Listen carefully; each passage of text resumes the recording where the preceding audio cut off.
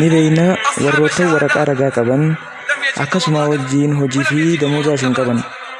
Akkasuma ni beeyna warroottan dubbisuuf tabuu hin beeyne garuu rabbiin qananii isaa isaan irratti oolee isaan irra roobse.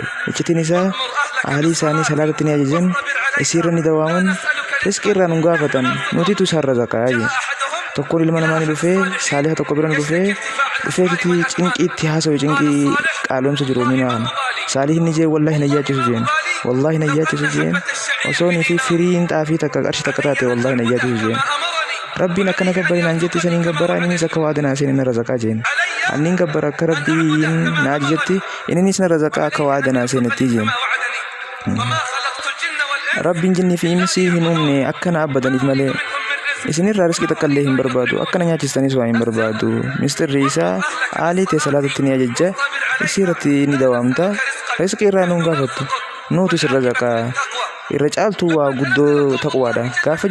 Gaafa ayaanni quraanaa kun bu'e nabiyyi irratti sallallahu alaihi wasallam gariin ilma namaa ni khilaafan salaata dhiisuudhaan shahwaa isaanii jala deemuudhaan shayxaana hordofuudhaan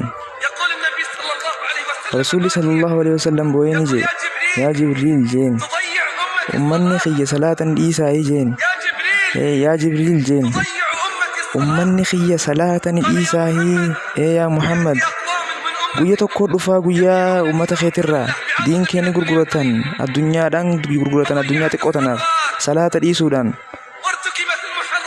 haraama hordofuudhaan akkamitti haala isaanii kana deebi'uu dandeenya?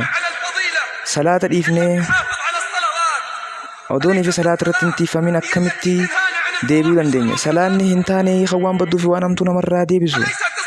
Salaanni hin taane kan waan hamtuu fi badduu namarraa deebisu.